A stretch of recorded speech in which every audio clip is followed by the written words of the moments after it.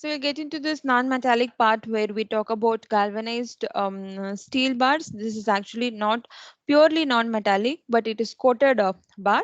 And then we can talk about fusion bonded epoxy coated steel bars, then cement polymer composite coated bars, then fiber reinforced polymer bars. So among this fiber reinforced polymer bar is entirely non-metallic, and the rest of the things you have steel bars, but you have coating on top of it to protect the steel bar from corrosion. So first one that we are going to look at is that galvanized steel bar, where you can call this as hard tipped galvanized steel reinforcement. Okay, so for manufacturing this type of steel rebars, you have two set of specifications to follow. One is ASTM A767, which gives a standard specification for such zinc coated steel bars to use in concrete as reinforcement. And then we have our own standard Indian standards 12594. Again, this helps you to get the specifications for hard tip coatings on structural steel bars, which can be used as concrete reinforcement. Right. So any rebar that we manufacture, like here, you have steel bars, and top of it, you are going to coat the steel bar using zinc, right? So in such cases, for any steel rebar coating, the surface preparation is very essential to have a proper bonding between the steel rebar and coating. So you need to provide a good surface preparation. So how do you do that and why it is required? So I'll tell you why the surface preparation is required is that, so when you get the steel rebar for coating, so the steel rebar surface may contain some amount of dust particles, or it may have some oil on top of it. So some basically it will not be in its pure form, and moreover, when the steel, as I explained in the very first class, when the steel rebars come out of its manufacturing unit, you will start observing a rust formation on the surface. Thin filmy type of rust formations will be there. We call it as mill scale.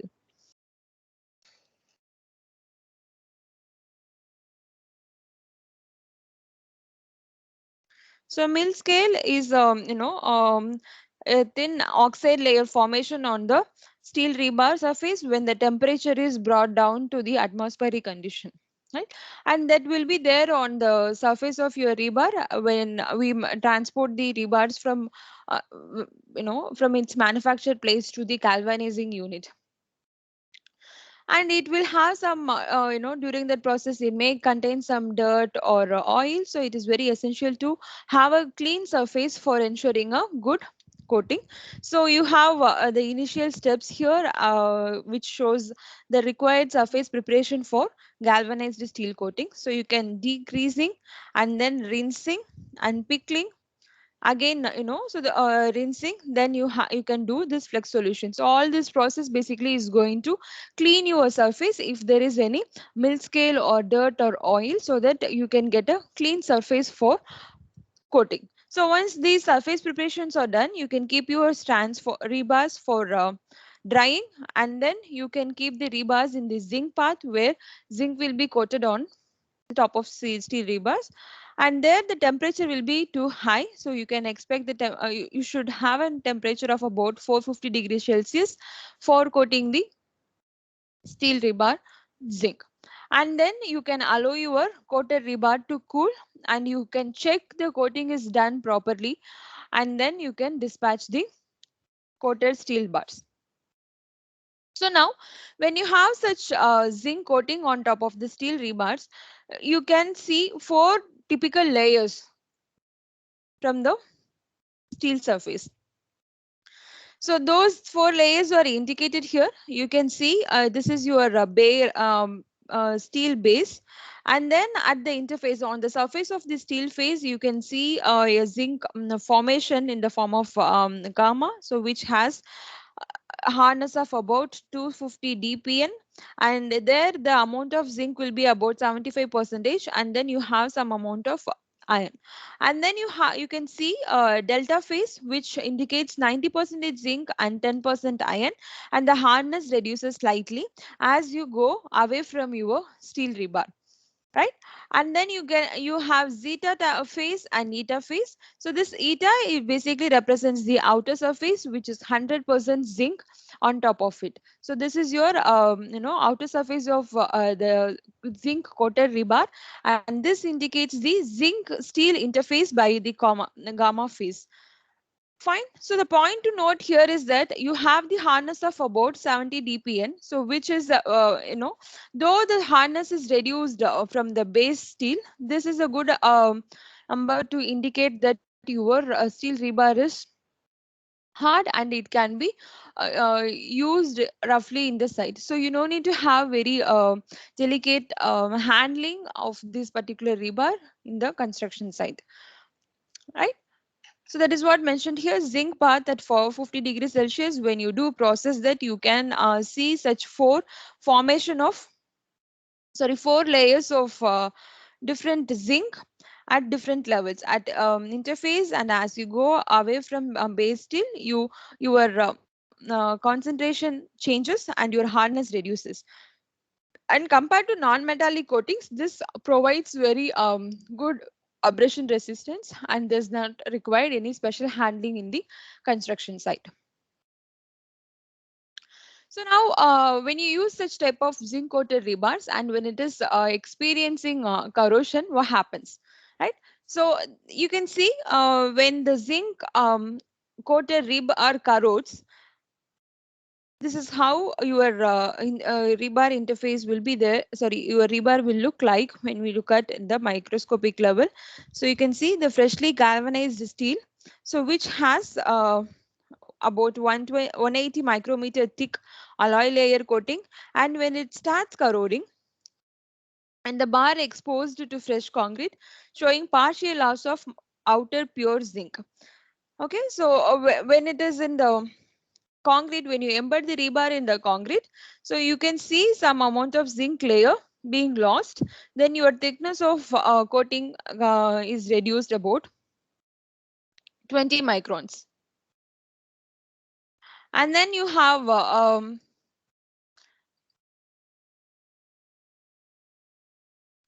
when the rebar is exposed to the contaminated concrete, so there the pure zinc region, so that is the outer region, is lost completely, and then your coating is reduced significantly to about 110 micrometer.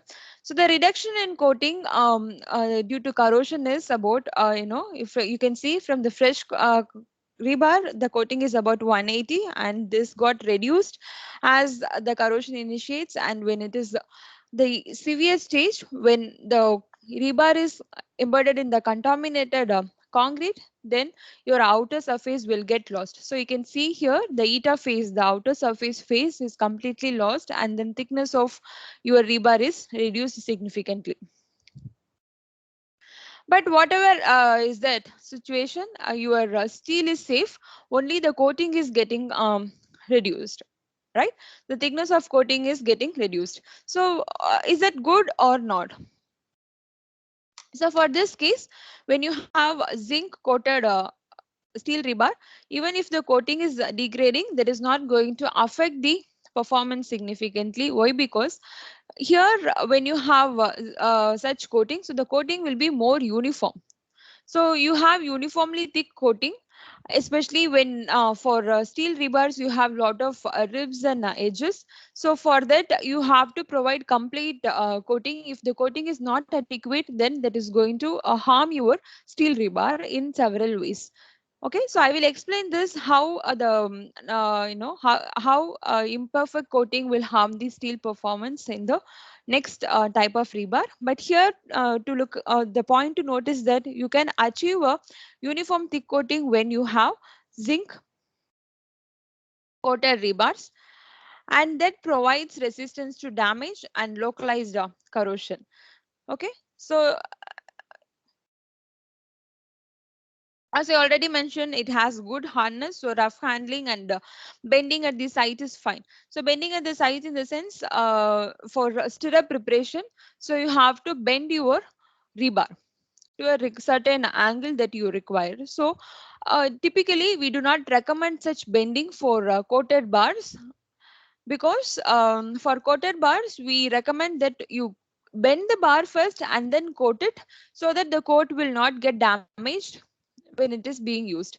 But here for zinc coated bars, the since the zinc has good hardness, it will not get damaged due to bending and all. So the rough handling and bending is fine, and this provides galvanic protection. So in the last class we discussed what is galvanic corrosion, right? So the one which has higher potential that corrodes and saves the other material which has less potential. Similarly, here the purpose of using zinc is that zinc has higher potential. So when it is being used in contact with steel, it has higher tendency to corrode and protect the steel rebar. So our purpose is to protect the steel rebar. So we use zinc. So zinc is corroding and it gives galvanic protection to the exposed steel by losing its own mass.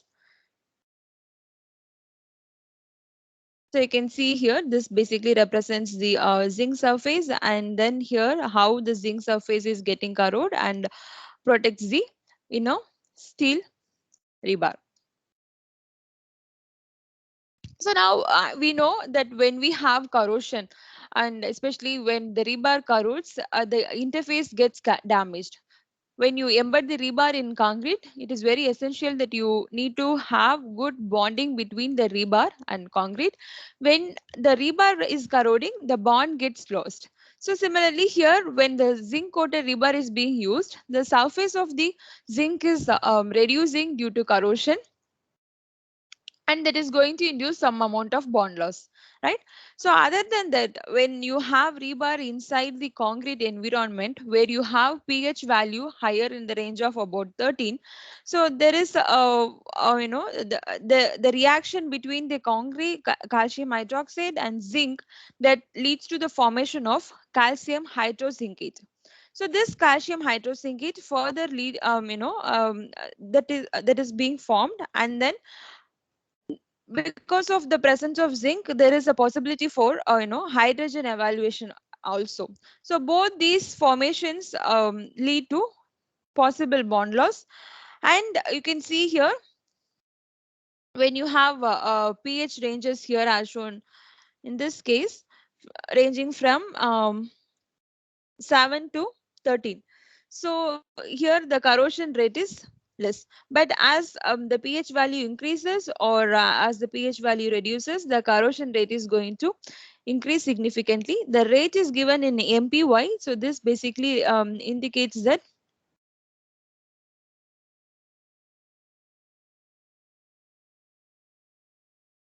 sorry, metal reduction per year. So how much the thickness is getting reduced per year is basically indicated by this corrosion rate. So now we understand that when we use zinc coated rebar, there is a formation of calcium hydrozincate and accompanied by a hydrogen evaluation, which lead to the possible bond reduction. So this is undesirable when we use rebar and concrete together, because to act those two materials together, the bond is very essential to keep it together to ensure the required serviceability and the composite action. So there are technologies available to avoid such bond losses. So how can we do that? We can add some amount of additives which can minimize this type of bond losses, so that the bond strength is not reduced significantly. So what are those additives? We can add chromates. So the chromates in the coatings, so in the, that means in the zinc itself, you can add some amount of chromates. So the addition of chromates in the coatings can prevent bond loss, and that prevention can, that addition can also enhance the bond strength. So here in the graph, you can look at when you have steel rebar and concrete system without any additives.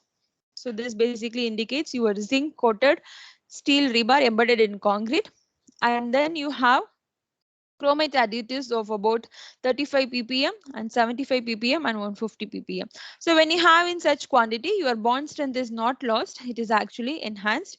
And as the quantity increases, you can see slight reduction in the bond strength, but still it is higher than the bond strength of zinc coated rebars without any additives. So what is happening here? The addition of chromates restrict the formation of, or it restricts the hydrogen evaluation in the initial stage itself. So when it stops the hydrogen evaluation, that basically prevents the bond loss. So when the hydrogen evaluation happens, the bond that is going to affect the bond between the steel rebar and concrete.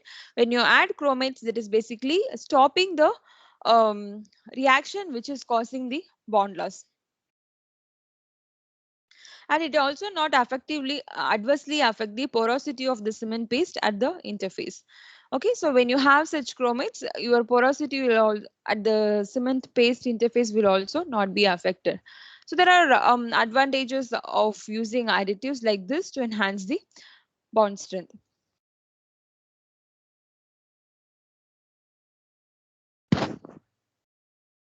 So this type of literature shows that using chromates, the bond loss is not reduced significantly. Sorry, it can be increased significantly to meet the required performance.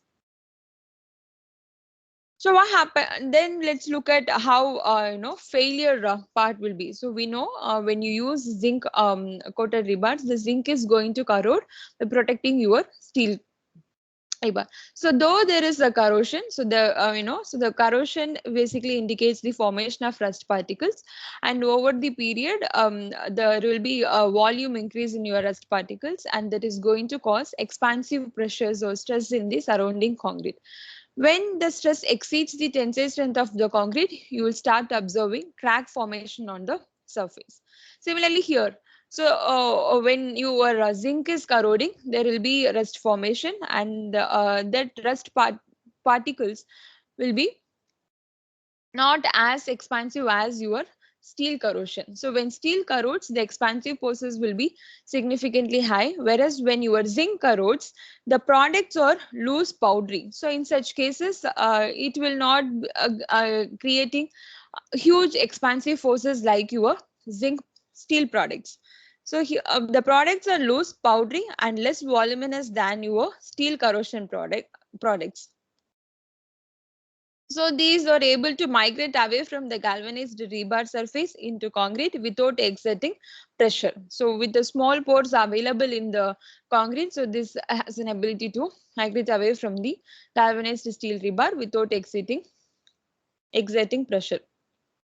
So you have corrosion of the zinc coating causes very little physical disruption or cracks to the surrounding environment. Since the pressure is not significant, the damage due to zinc corrosion will also be not significant. So the crack may be a minor crack, or it will not be that significant. Very little physical disruption or cracks to the surrounding concrete. So now this basically indicates your corrosion parameters and service life of hot dipped galvanized steel rebars. So when you use such type of steel rebars, the chloride threshold value can be increased significantly compared to your uncoated steel rebar. So here in this case, it can be increased by about 2 to 4 times.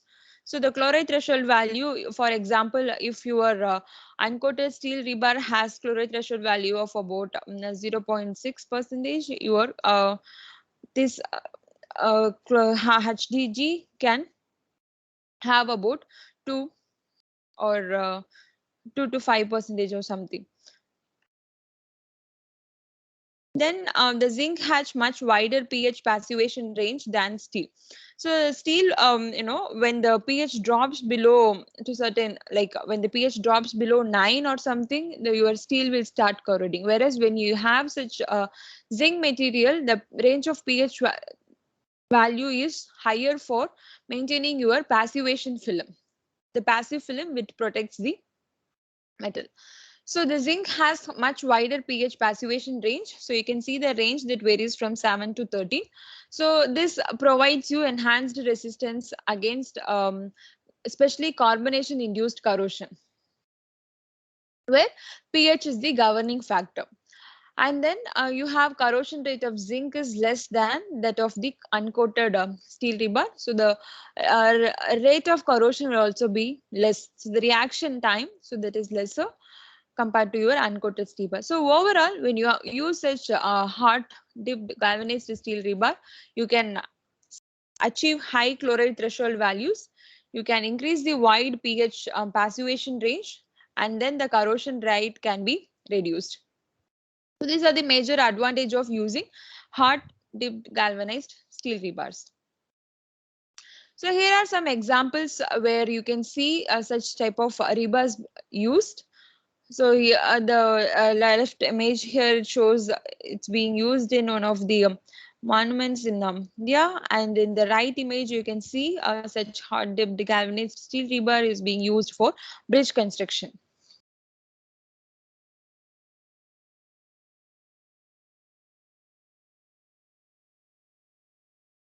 So this is a temple in South Chennai, and here you see a bridge abroad where the only thing is the cost. So when you need to use such type of rebars, you need to spend the cost which is about 2 to 3 times more than your.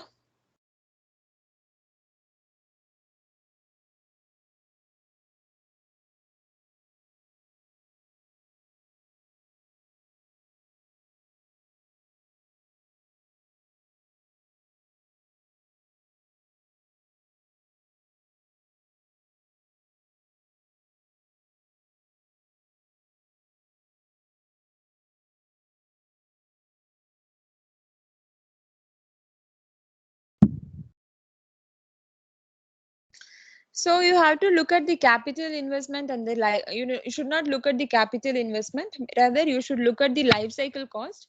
So when you look at the life cycle cost, using such type of coated rebars for in a specific environmental condition will be very beneficial in the long run.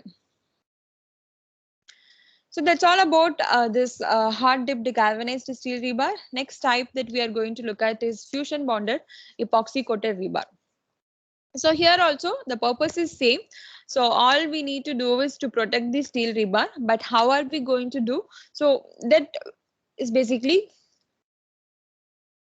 it changed depending on the requirement. So the first one that we looked at is a hard dipped galvanized steel rebar, and now we are going to look at fusion bonded epoxy coated rebar. So when we have such fusion bonded epoxy coated rebar, we are going to just use some coating or epoxy coating on the steel surface. So you can see when we use such type of reinforcement in concrete, you see your concrete region, and then you will have your epoxy coated bar region, and then you have your base steel portion. So what is the protection mechanism behind it? So here the protection mechanism is that you are basically preventing the direct contact between your concrete and steel. So elimination of direct physical contact between the metal and electrolyte, here that is your concrete. So elimination of direct physical contact, and reduction in the driving potential by the protection film around the steel rebar. So when you have this steel rebar for the foreign element which is going to cause initiate the corrosion, so that we cannot that cannot directly be in contact with your steel rebar. So you are basically reducing the driving potential. So if that gets in contact with your steel rebar, your a potential of the metal gets increased, and that leads to corrosion initiation, right? So we basically need to reduce that potential. So by providing such protection film, that helps you to reduce the driving potential. And then the reduction in oxygen supply. When you have something coated, the rebar will feel suffocated, right? So there will not be any oxygen supply directly to your rebar, so which is very essential for corrosion initiation. So corrosion initiation to occur, you need to have two essential conditions. One is that the presence of moisture, another is the presence of oxygen. So if you can prevent any one of these things, or if you can reduce any one of these things, you can control the corrosion initiation or the corrosion rate. Similarly here, by providing such coating, you can reduce the oxygen supply. So these three are the basic mechanism behind this type of coated rebar. Whereas in the hard tipped galvanic region, so there the galvanic protection plays a major role. So the zinc has the higher potential energy.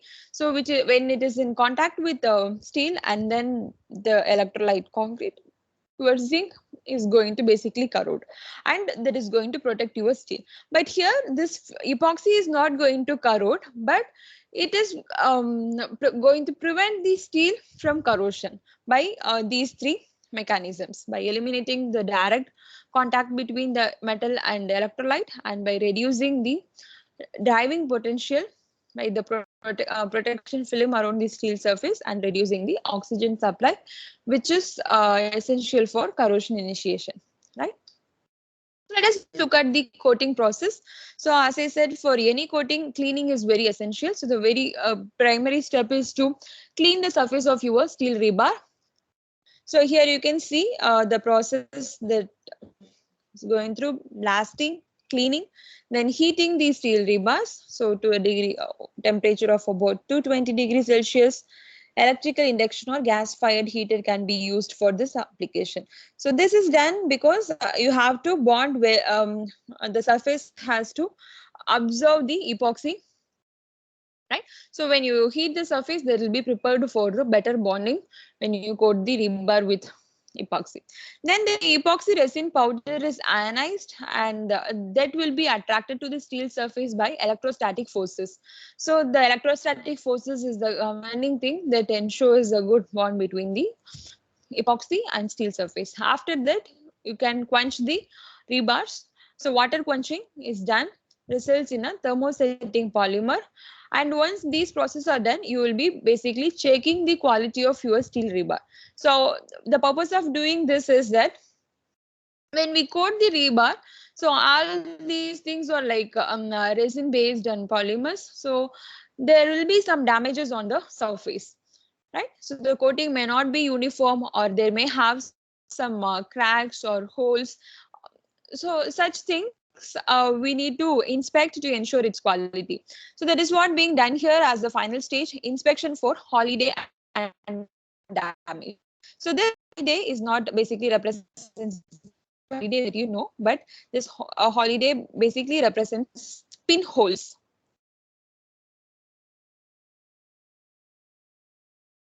Pinholes and the coating.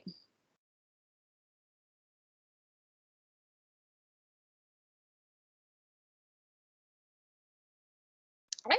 So again, as we sometimes, it is not possible to get 100% perfect coating.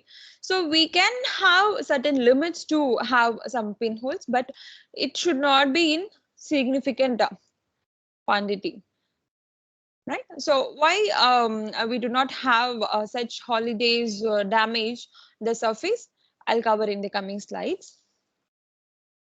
So this basically indicates how you can check for holidays or pinholes by doing the inspection. So you can have a coated rebar, and then you can put the wet sponge on surface, and you can check the potential over it.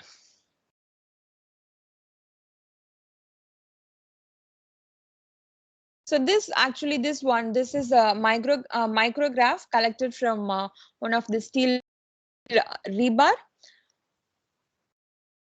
which is collected from this side. Lot of black spots on top of it, right? So these type of black spots basically indicates the presence of holidays or pinholes. So when we have such holidays or pinholes, these will lead to the early corrosion initiation.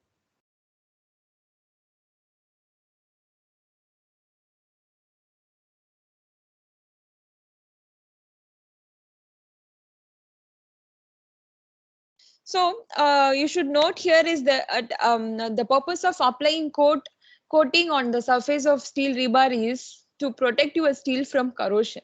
But if the coating is not done, actually you are going to harm your rebar, and you are going to worsen the situation by inducing early corrosion, right? So there is a saying that if you can do a good coating, you better go with coated rebars. If you cannot ensure good coating, it is better to use the bare steel rebars than using the poorly coated steel rebars, right? So if you can handle it better, then you go for it. If not, it is better to go with uncoated steel rebar itself.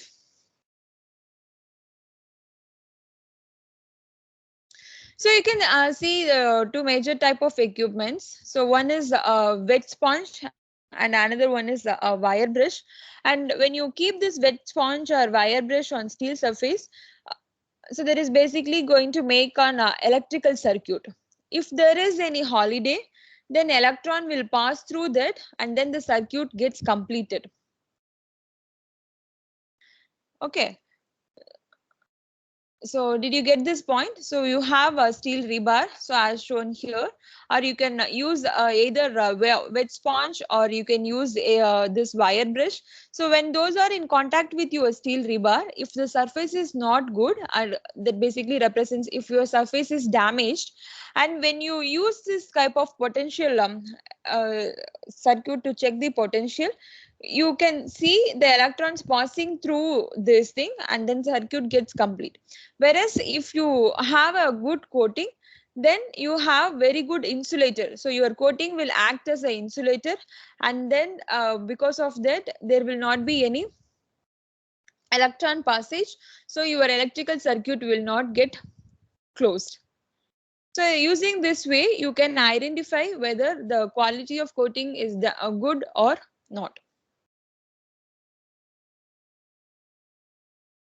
So this ASTM A775 basically gives you the specifications for epoxy coated rebars, and so the core has been revised um, from 1981 to 2000.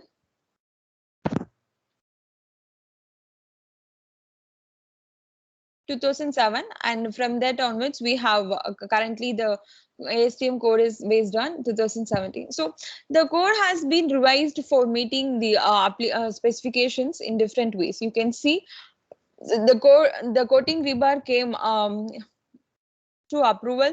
The first version of the first version got approved in 1981. After that, they have there are several changes on the specifications as the rebar is being used in construction practices.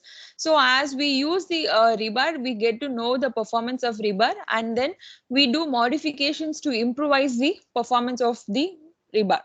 So I understood that this type of pinholes plays a major role in affecting the rebar. So the inspection for such pinholes were introduced. All the damages, if there is anything that has to be repaired.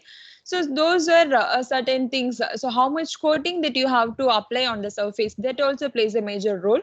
So you can see the limitation on the number of pinhole is came in the specifications in 1995, so which says you can allow only one holiday per foot length, right? So if the in that case your rebar quality is acceptable. If there are more number of holidays, then you have to discard that particular batch. And then the coating, how when you should coat after 3 hours from your surface cleaning, and then you should how much thickness that you have to provide. So that depends on the diameter of your rebar. So generally we limit the thickness as minimum as possible and as maximum as enough or protecting your steel. So that is in the range of about 177 to 400 micrometers. So the the optimal uh, thickness is required for meeting a good bond and providing better corrosion resistance, right? So the thing that you have to worry about bond is that when you have higher thickness, when the thickness is more, that basically affects the bond between the steel interface and your concrete. And when the thickness is too less, then that may lead to other damages, and especially when you have surface damages or pinholes or something, then that is going to accelerate your corrosion instead of protecting the rebar from the corrosion.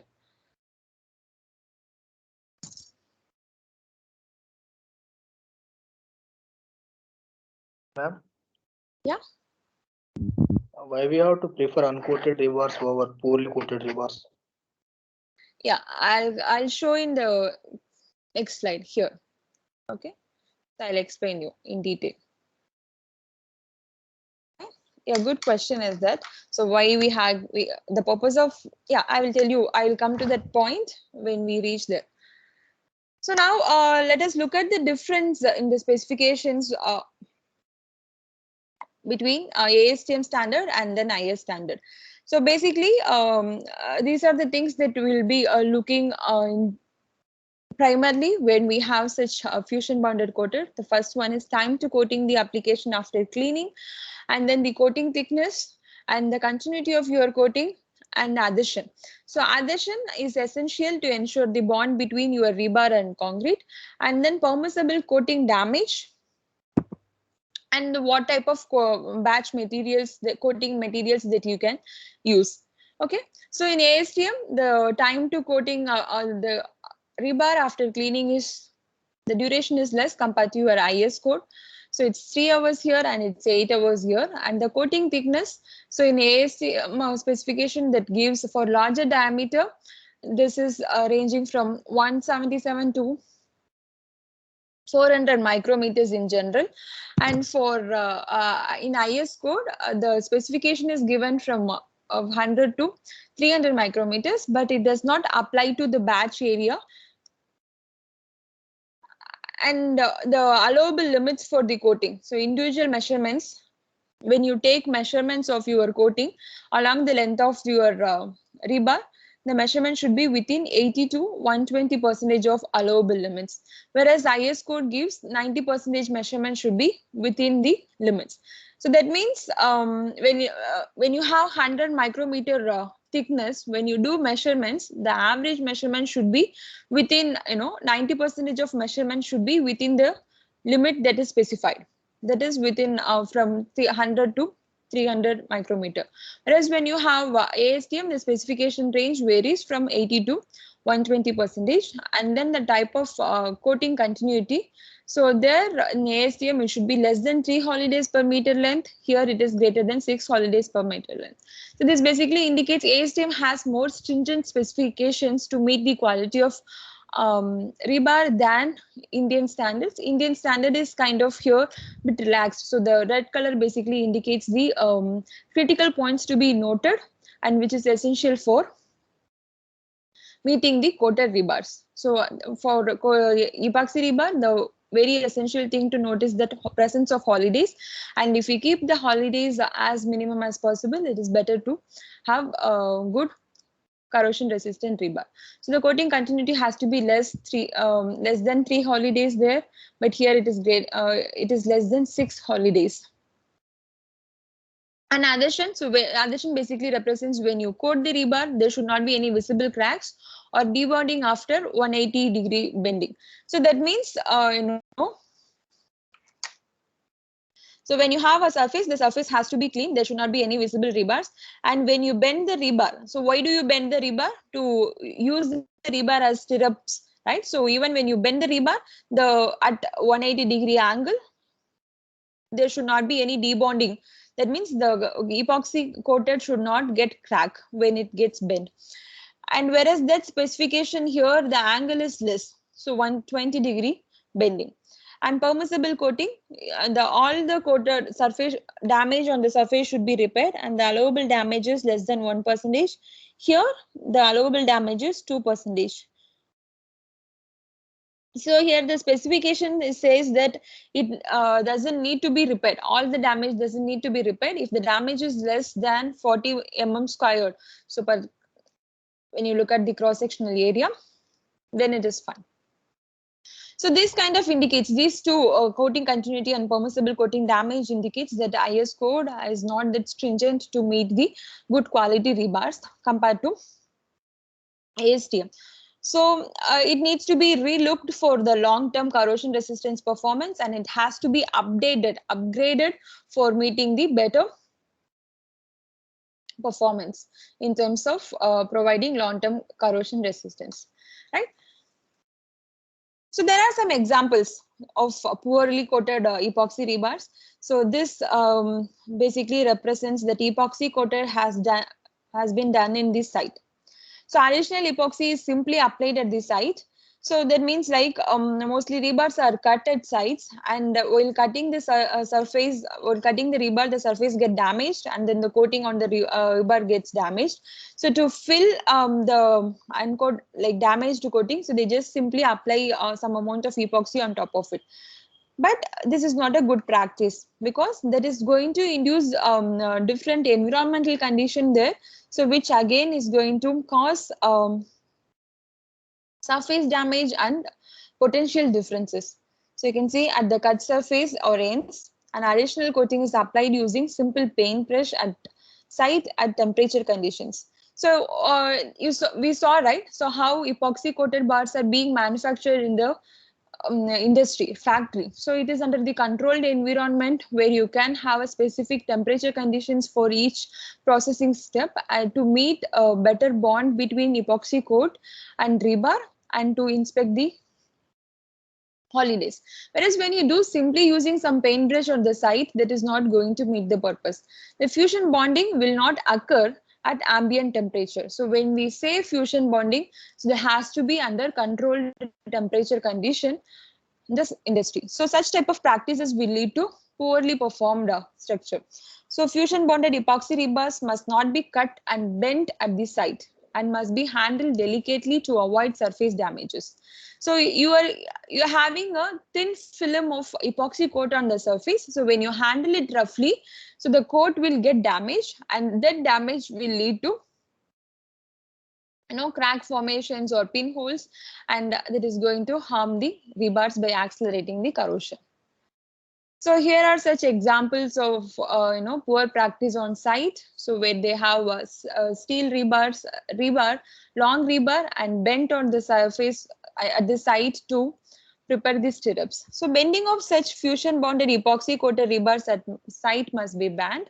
And in general, the practice is that steel bar must be bent prior to the coating, so that coating will not be affected. When you bend the coated rebar, so these are like very thin film, so that the bending stress occurring here, the stress concentration will damage this coating surface. So when you look closely, you can see such type of crack formation on the bent portion. So due to inadequate ductility, the epoxy coating can crack during the bending at the site. Fine. So the additional coating is applied at the site at ambient temperature conditions. So you can see the color difference between this region and this region. So here in this region and this region. So this is done at the site just to cover up these damages, but this will not be any use at the site, because at ambient temperature you cannot attain this fusion bonding. When there is no fusion bonding, your epoxy will not get bond with your rebar, and you will just see such type of loose layers on the surface. So additional layer is not repairing the damage and is not in contact with the exposed steel. So this type of practice should be avoided. So additional epoxy coating using simple paint brush and at ambient temperature does not lead to fusion bonding, and it should be avoided. So now let us look at the mechanism. So you asked, so how this coated rebars, like why it is better to use uncoated rebars than the poorly coated rebars, right? So here you can see with scratched or damaged coating. So that means your coating is not done properly here, and this is going to induce crevice corrosion. So this can happen even without chlorides. So for uncoated rebars, the corrosion will happen when there is chloride or carbon dioxide in the presence of oxygen and moisture. Whereas here in this case, when you have a poorly coated rebar, when the surface is damaged, so you will observe such type of crevice corrosions. So that means when you have, this is going to induce two different potential energy there, and that is going to accelerate the corrosion. So you can see this region is scratched, damaged without corrosion, and this particular region is scratched, but you can see some amount of corrosion. So here you can see shiny steel surface. Here you can see the rust formed on the steel surface, right? So when you have such thing, so you will start observing the electron flows through this circuit. So one portion will act as cathode, the other portion will act as anode.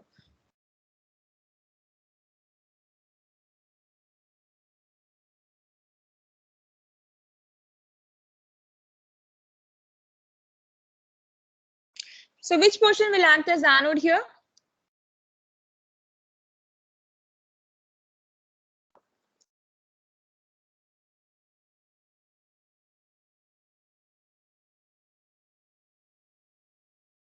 And the place where the corrosion is taking place is anode.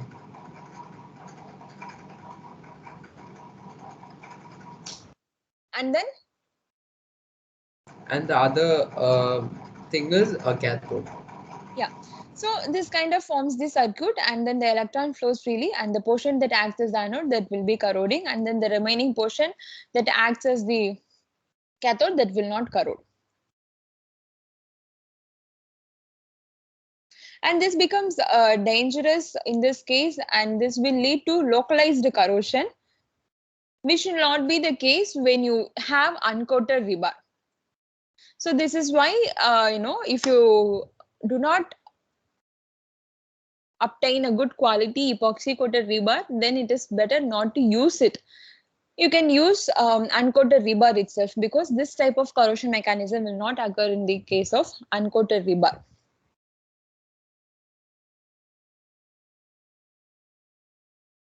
Here, in that case, the corrosion will happen more uniformly, but here the chances of localized corrosion is very high.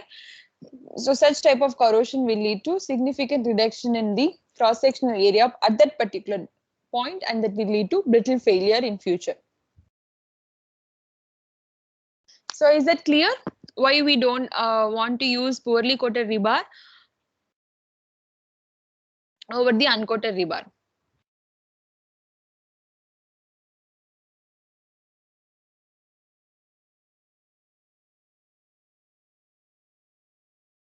There you can see some of the images that are collected from major places in India, which indicates degradation of such epoxy coated rebar due to the exposed environmental conditions. So basically, these are like fiber, like resins, right? So when these are exposed to the environmental condition for longer duration, due to the sunlight and ultraviolet UV rays, so this has a tendency to degrade. So most of the cases you might have seen, especially in bridge constructions, the rebars will be exposed for longer durations due to the delay in their construction, or at different stages of constructions, they will be left like this without any proper protection. So during the whole process, your rebar will get exposed to sun light for weeks and months. In some cases, even for several years, they will be exposed like that due to various construction delays.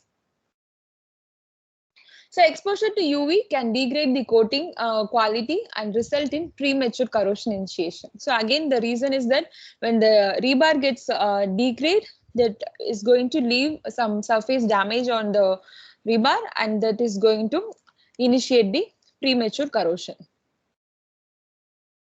Here is another case where you have poor quality fusion bonded epoxy coated steel rebars used in many projects, where you can see already the rebar has started corroding at the, especially you can see the regions where it got bent, because there only you started observing the crack the initial stage itself. So wherever you have bent, there you can see significant rest formations. Basically, the coating is not there, and that is exposing the rebar, and that leads to crevice corrosion. The mechanical damage and UV attack. So this is basically a combination of both exposed sun condition and this mechanical damage due to bending. Can happen to coating and can result in premature corrosion initiation. So when you look at the microscopic level, the epoxy coating can crack. So these are like evidence of such cracking when it is exposed to different UV radiation. So you can see the crack pattern at different ages of its exposure. So the crack width that is magnified at 2000 scale. So you can see at day 15, it ranges from day 15 to day 54. So the crack length is crack width is smaller here. As it is exposed for longer duration, the degradation is going to be significant and the crack width gets expand. So the crack started to appear after 12 days of laboratory UV exposure, and almost about, which is equivalent to about 1.5 months of natural exposure condition. So such type of experiments, to check the quality of rebar, what we do, we kind of simulate the scenario to degrade the rebar. So the you are going to expose the rebars to different, particular UV exposure, and that is kind of, so if it is exposed for 12 days, that is kind of equivalent to 1.5 months of natural exposure to sunlight. So when the days increases, so as the exposure duration is increasing, you can see the crack width is getting wider and wider. And here for at 54 days, you can see the crack width is almost double than what you have in day 15.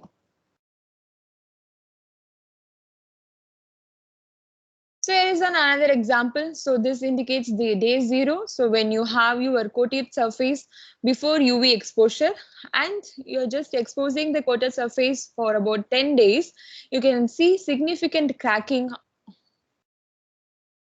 So the crack, sorry, at 10 days, the crack has just started occurring. And after 2 months of UV exposure, you can see significant crack formation on the surface. So when you have such crack formation, so again, that is going to, give path for chlorides or moistures to enter into those crack and to initiate the corrosion at an early stage itself. So that is why here the coating is not protecting your rebar and it is harming the rebar. So if it is not taken care properly, it is going to harm your steel surface by inducing early corrosion. So wherever you have, the crack meets the steel, that portion will start acting as anode, and then the rest of the portion will start acting as the cathode. So that is what's represented here, the CA region. So you can see the crack has reached the steel surface. You have your concrete, you have your coating, you have your steel surface here. So when the coating is damaged, so when the coating is cracked, you can see the interface point wherever the crack has occurred. So those interface points which has crack acts as your anode, and the other regions will act as cathode. So this kind of creates several points, and that leads to localized corrosion there. So this is a mechanism for such fusion bonded epoxy coated bars after exposed to UV rays. You have your concrete, you have your epoxy coating steel, and as I mentioned, when you have such crack and the crack reaches the steel surface, that point will act as anode and the corrosion will initiate and act as localized part there. And that basically indicates that the electrons are flowing from anode to cathode and then the ionic transfer is occurring. So this is one of the mechanisms. And then the second possible mechanism is that when you have such cracking, the coating will peel off and that will lead to oxygen depletion. So this portion, this one and this one, so there is no coating, and that led to the oxygen depletion there. And that here at this point and this point, that acts as the cathode, and then electron flows through this, and this portion will act as your cathodic region, and then this will start accumulating the rest.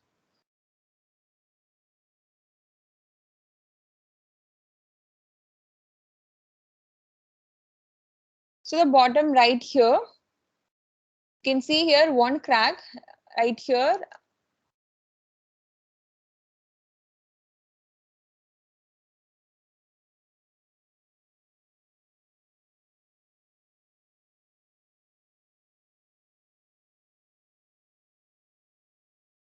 So now the oxygen and moisture can enter through the crack and reaches the steel surface. Then it will move to the right and left of your rebar. Then you will have an anode formation and then the cathode formation in the in that region. Where there is an oxygen depleted region, that region will become anode, and here also you have oxygen depletion, so that region will become anode. The region which is rich in oxygen environment, that will become a cathode.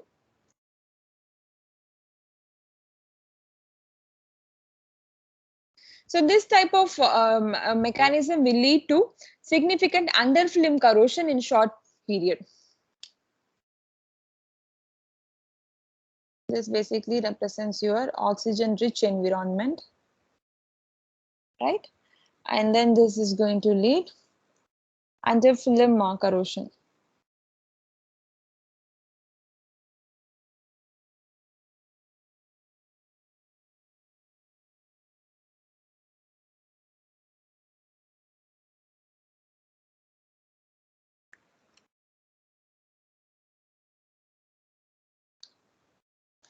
So here is another experimental results which shows the rate of corrosion for good quality rebar and for poorly coated rebar. So exposure to UV can result in premature and underfilm corrosion. So here this represents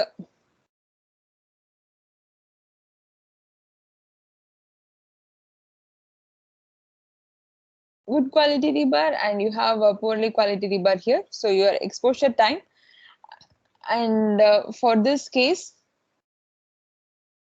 when it is not exposed to UV ray, you can expect the corrosion initiation in about 100 days. But the same quality rebar, so though it is quoted, the quality of rebar here is pretty good. When it is exposed to environmental condition, especially to the UV rays, then the performance has reduced significantly. Almost it started initiating in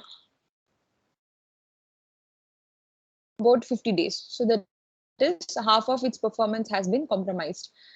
So this is just for a plain rebar, and this is for the rebar that is exposed to UV conditions. So here you see the corrosion is initiating at 100 days, and here the corrosion is initiating at about 50 days. So exposure to UV can degrade the fusion bonded epoxy coating and result in premature corrosion initiation, and it accelerates the corrosion propagation. So it reduces the the threshold value to almost half of it, and it can accelerate the propagation phase also. And the mechanism also we looked at, when you have such rust formation, that part will act as anode, and then the other region will act as the cathode, and you have this electron and ionic transfer, which basically influences the initiation of corrosion. So this ionic and electron transfer, that basically indicates your initiation of corrosion, and further the corrosion gets propagated when you have oxygen depletion. When you have oxygen depletion, and at that point, so these both regions will act as anode, and then the oxygen rich region will act as cathode, and this basically indicates your propagation phase of the rebar. So what happens when you have such things about in terms of its service life? So when you have uncoated rebar, you can see this is the plot for uncoated rebar.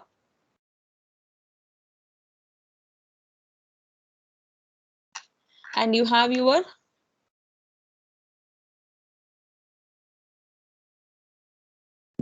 quality rebar.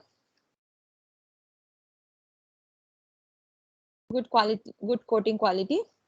So that ND basically represents the non-damaged. And then you have exposed to UV condition, and this is basically surface damaged coating. Right. So when you have this is your reference bar, that is your uncoated rebar. So when you have your uncoated rebar, the age of the structure. So when you look at 100, this is marked at. So for getting 0.5 represents 50% of probability. So at that point, if you look at for uncoated rebar, it takes about 90 years. But whereas when you have epoxy rebar with good quality coating, you can enhance the service life from 90 to, from this point, it's close to 90 or 95 something. So from 90 to 120. Whereas when the bar is exposed to UV rays for longer duration, so that is going to induce some coating degradation, which is going to affect the service life. So in that case, your service life is getting reduced compared to what you obtained using uncoated rebars. Further, when you have poorly coated rebars, especially when you have surface damages, then the service life is significantly got reduced compared to your uncoated rebar. So this is why I said it is better to use uncoated rebar when you have such damaged coated rebars. Either you use good quality rebars, else you go with uncoated rebar. So RC structure with FBE coated steel rebars with UV exposure or damaged coating can experience initiation of corrosion even before the structure gets damaged when you use uncoated steel rebars. So here you can see some of the premature corrosion happened due to moisture attack even without even chlorides. So you can see the rebar is the coating has been completely come off due to the degradation, and the rebar is experiencing severe corrosion there. So similarly, in this case also, the coating has completely lost at those points. So that is why it is more dangerous to use damaged epoxy coated steel rebar than the conventional uncoated steel rebars. So there are a lot of good practices and advantages of using these things when it is done properly. So how to ensure that the coating is done properly and it is not getting damaged? So one of the good practices is that bending and cutting should be done before applying the coating, right?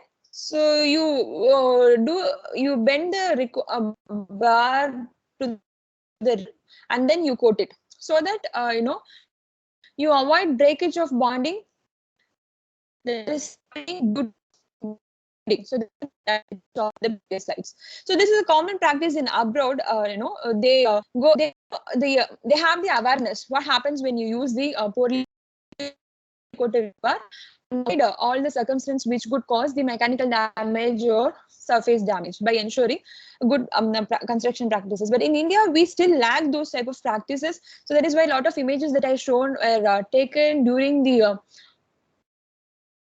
construction process itself at the site.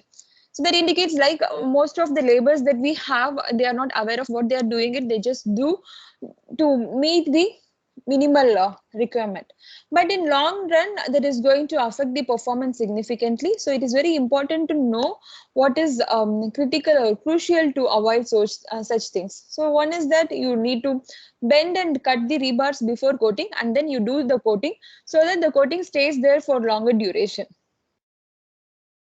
without getting affected. And the materials that you use for steel rebars. So when we use steel reinforcement, we tend to tie some tie the rebars together, right? So the wires that we use to tie those is going to damage the coating. So we have to give attention to those small details which can help us to which can help us to achieve or protect the coating that we apply on the steel surface. So the uncoated steel tie wires can damage the coating surface here. In this case, you can see all the steel wires being used, and all the corners that got, the coatings at the corners where you tied this rebar using the steel wire got damaged, and you can see the rust formation at those points. So instead, you can use coated tie wires. So when you have such coated tie wires, so those wires will be smooth and that will not damage the surface of your coating. So when you use the steel surface, so when the steel wire, when you use the steel tie wire, when that is exposed to the environmental condition, that has a tendency to form rust, right? So that then the surface becomes rough, that the rough surface being in contact with the coating is going to affect the coat at that particular region. So that is why we need to use coated tie bars which has smooth surface and that cannot affect the coated surface, and that ensures that your coating is not damaged. So the crack resistant or coated tie wires must be used to avoid damage to the epoxy coating. And in construction sites, we place the rebars, and then after pouring the rebar, we use vibrators, right? So there is a possibility that the steel coating can get damaged to vibrators. So damage due to needle vibrators or hammers or any other construction tools that you use in the site has to be avoided. So you need to, when you have such coated rebars, you have to use appropriate tools which cannot damage the coating on the surface. So use needle vibrators with soft rubber or plastic heads. So these are like a thin coating which has to be handled delicately at the site. So you use we cannot avoid using needle vibrator. Whereas what we can do is we can make the needle vibrator softer such a way that your coating will not get damaged. So you can place some soft rubber or plastic heads like this. So you can see there's some soft rubber or plastic heads like this, so that when you vibrate it, due to that vibration, your steel, the coated steel surface will not get damaged. And also avoid using such type of couplers, because the couplers is going to make some impression or grip on the surface, and that is going to damage the coating. So avoiding such type of couplers will also be helpful to ensure good coating.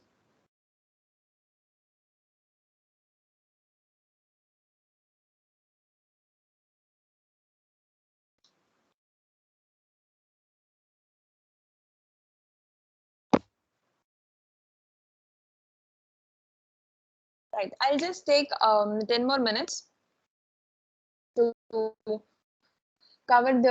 brief this CPC coating. Right, so the next type of rebar that we will be looking at is that cement polymer composite coating. So we started with hard dipped galvanic coating, and then we looked at epoxy, fusion bonded epoxy coating, and then we are going to look at cement polymer composite. So here, the point to note is that instead of any resin or polymers, we are just making an environment which is, similar to your concrete. So why do we do that? Because in fusion bonded epoxy coating, we saw that if the coating is not done properly, that is going to induce a lot of pinholes on the surface, and that will lead to a lot of surface damage when it is handled roughly or exposed to sunlight. So then the researchers were thinking, how can we overcome this type of issues? Then they came up with this particular coating called the cement polymer composite coating. So because when you have such coating, basically your cement is not going to corrode, right? But it is going to just protect your steel. So just for protecting your steel, you're going to coat the steel rebar using cement polymers. So the point here is that it is rust free and it is sandblasted steel surface.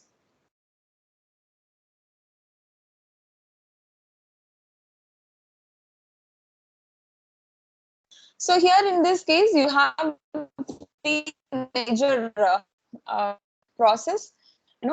Again, the point is that for any coated rebar preparation, your surface has to be clean. So the first process is to clean your surface to keep rust free and uncoated region. So here, this basically indicates the first step where you clean surface without any formation.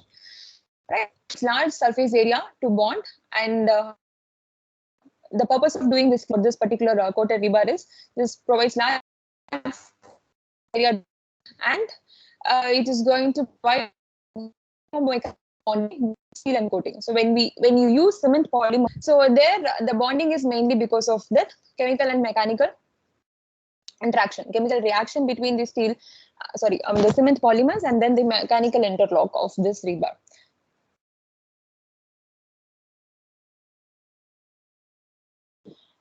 And then after cleaning, you apply a primer coating on top of it. So here you can see the second process. You have a CPC primer coat. So this can be done using acrylic polymers with cement as additives, and the cementitious content that will help you to form the passive layer on the steel surface, and this basically adheres well on the steel surface. So then you go to the third. So there is basically your CPC seal coat.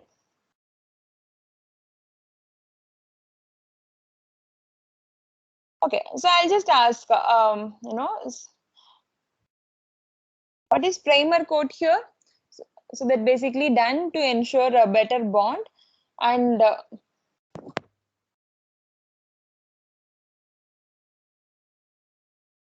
to achieve, better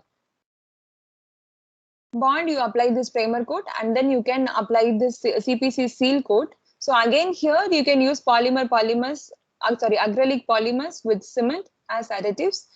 And again, depending on the type of polymers that you use, you achieve different colors, and typically this comes in gray or greenish in color. Mechanism here is that you are going to provide a high alkaline environment. So when you have cement polymers, the pH value is going to be high, so you are going to provide high alkaline environment to the steel, so that acts as a passive film on the surface of film for longer duration. So hence it helps in formation of passive film that can be stable for formation. So when you have such coating on top of the steel rebar, that basically eliminates the direct contact between the metal and electrolyte and reduction in the oxygen supply. So these two thing are similar to what you have seen in the fusion bonded epoxy coating mechanism. But the main difference is that it provides alkaline environment to the steel, so which helps you to achieve better passive film formation. Again, here the coating that you do on the surface is very essential. Inadequate CPC coating on rebars is shown here. So this particular region up to this basically indicates rebars coated with CPC, and then here it indicates there is no coating. So if you zoom this particular region, you can see the coating is not done proper, and at all the interaction points you can see the rust formations. So this basically done at the site. So the coating is done at the site. So when you do such coating on the site, it is very difficult to achieve coating on all the sides of your rebar. So that is why you are seeing the regions where at the intersections and where it is difficult to reach out to coat it. So in such cases, it is left as it is, and you will see there is no coating at those points. And this is going to lead discontinuity in your coating. So the CPC coating with discontinuities and non-uniform thickness, that is going to, again create different potential G and to corrode the rebars. And in some cases, when you do it in the site, you already have some rust formed on the surface of the rebar. And if you do the coating without any cleaning the corroded rebars, then there is no point in coating. The coating will not be effective. And this is the case of column that is used for coastal bridge constructions.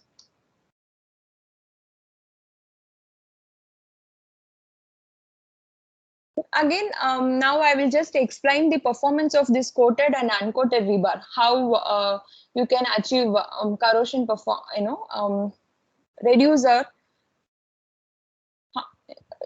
the corrosion with proper coating. So this is a typical specimen size that we use for testing. So this is based on ASTM specification, where you have 2 rebars at the bottom and 1 rebar at the top. And this basically based on macro cell corrosion mechanism. And on top of the specimen, you have some pond formation in which you can place 15% of NaCl solution. Why do you place that? That is to mimic the aggressive environment. So over the duration, your solution will get penetrate into your concrete and that will reach the steel surface. So here you have, this basically the black region indicates your CPC bar, and then here you have your epoxy coating. Why do we have such epoxy coating? Because as per the specifications, we are going to focus only this particular region for corrosion. So the remaining portion is covered by the epoxy coating to ensure this connection. And here the surface condition you can consider as received and sandblasted. So as received in the sense that will not have, that will be like in smooth condition.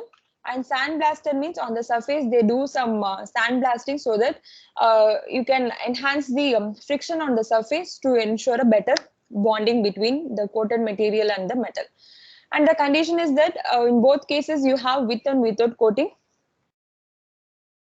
And you can see the as received conditions and sandblasted rebar. So the corroded surface at the end of the test. So you have concrete and then you have epoxy coated thing, and in as received conditions you can see some under film corrosion formation, rust formation, and then your. Whereas when you have standard sandblasted rebar, you have your concrete and then the protection passive layer. So this green color basically indicates the passive film.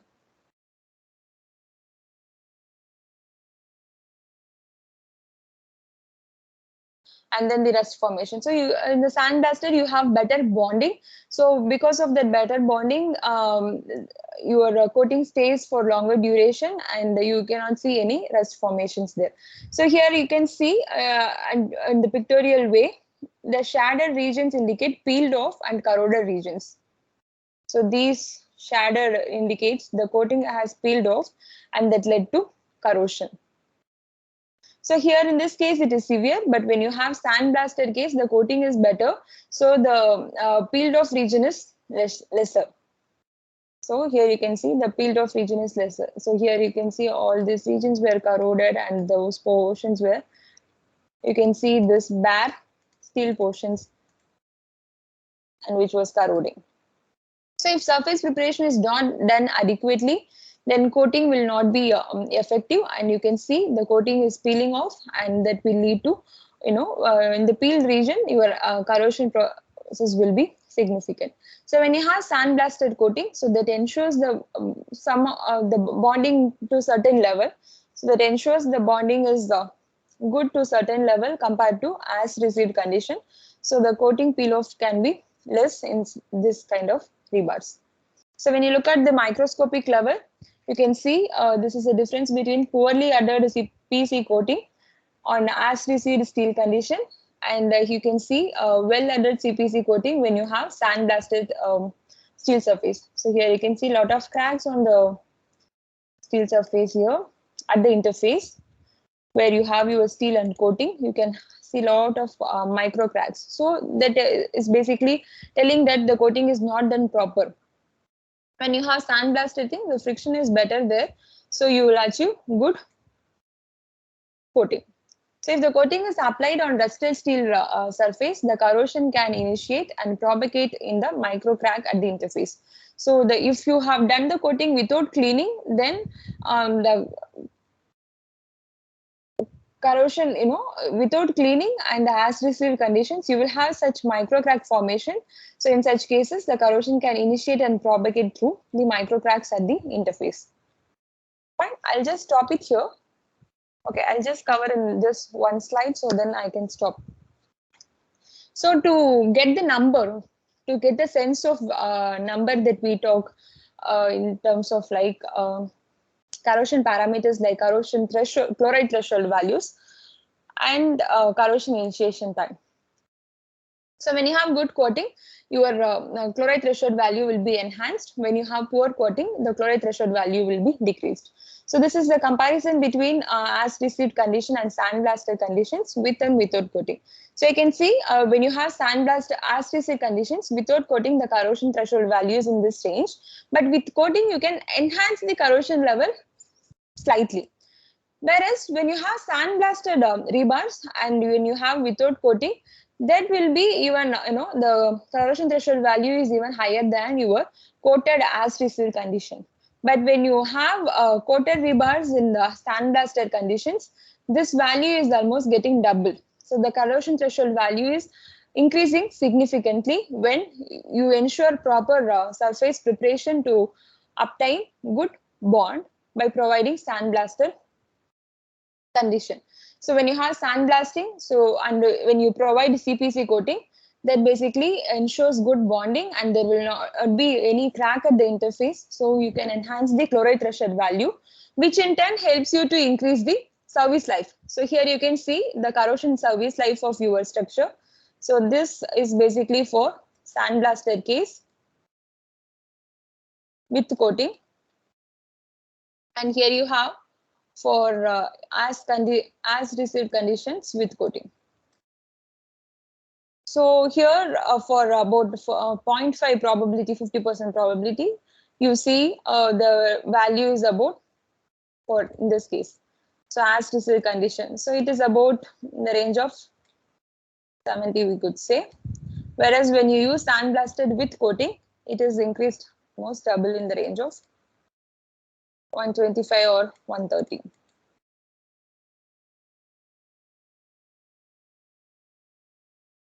So ensuring this proper bonding for CPC coating is often difficult in many cases. So the usage of this type of coating is not that common compared to other rebar coating that we have. So that's all. I just stop it here and we can continue this fiber reinforced polymer in the next class. And please come up, brush up your concrete deterioration mechanisms, because I'm just planning to have a discussion on it. So you can discuss among yourself. We can have a short discussion on Friday, especially for concrete deterioration mechanism.